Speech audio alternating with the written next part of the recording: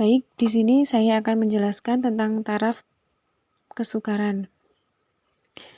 Untuk menganalisis tingkat kesukaran soal, artinya mengkaji soal-soal tes dari segi kesulitannya sehingga dapat diperoleh soal-soal mana yang termasuk mudah, sedang, dan sukar. Dalam memperoleh kualitas soal, harus memperhatikan keseimbangan dan tingkat kesulitan soal tersebut.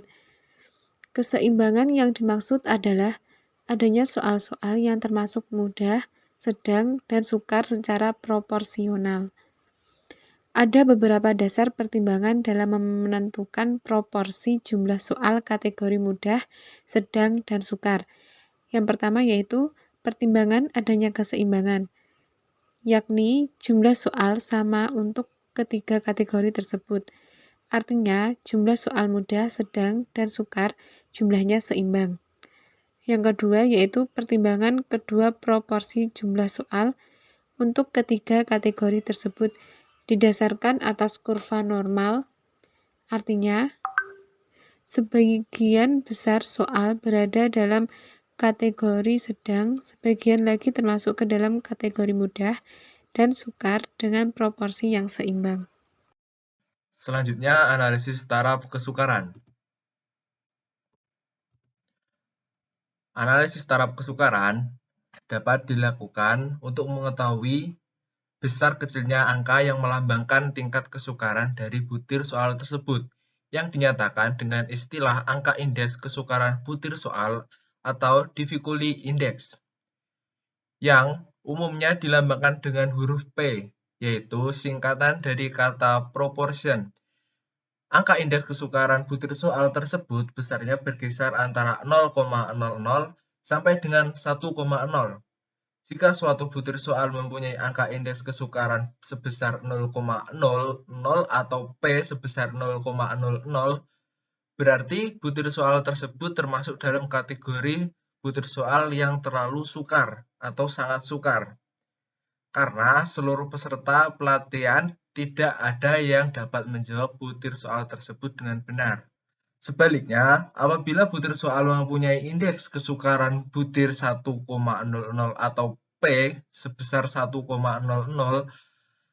maka dapat disimpulkan bahwa butir soal tersebut termasuk ke dalam kategori butir soal yang terlalu mudah, karena seluruh peserta pelatihan dapat menjawab butir soal tersebut dengan benar. Untuk menghitung nilai P itu sendiri, dapat dilakukan dengan rumus sebagai berikut. P sama dengan NP per N. Dengan P itu sebagai proportion, NP yaitu jumlah peserta yang menjawab soal dengan benar, N jumlah seluruh peserta yang menjawab soal. Jadi, untuk menghitung sebuah indeks kesukaran atau mencari nilai P, pada dasarnya dilakukan dengan membagi jumlah peserta dengan jumlah seluruh peserta yang menjawab dengan benar. Pengertian daya beda. Daya pembeda adalah kemampuan butir soal tes hasil belajar membedakan siswa yang mempunyai kemampuan tinggi dan rendah. Daya beda berhubungan dengan derajat kemampuan membedakan dengan baik perilaku pengambil tes dalam tes yang dikembangkan. Daya pembeda harus diusahakan positif dan setinggi mungkin. Semakin tinggi koefisien daya beda suatu butir soal, semakin mampu butir soal tersebut membedakan antara peserta didik yang mampu menguasai kompetensi dengan peserta didik yang kurang menguasai kompetensi. Daya pembeda dapat diketahui dengan melihat besar kecilnya angka indeks diskriminasi item. Angka indeks diskriminasi item adalah sebuah angka atau bilangan yang menunjukkan besar kecilnya daya yang dimiliki oleh sebuah item. Diskriminasi power pada dasarnya dihitung atas dasar pembagian teste ke dalam kelompok, yaitu kelompok atas yang tergolong pandai dan kelompok bawah yaitu kelompok teste yang tergolong bodoh. Materi selanjutnya mengenai analisis daya beda. Indeks dalam pembeda. Setiap butir soal biasanya dinyatakan dalam bentuk proporsi.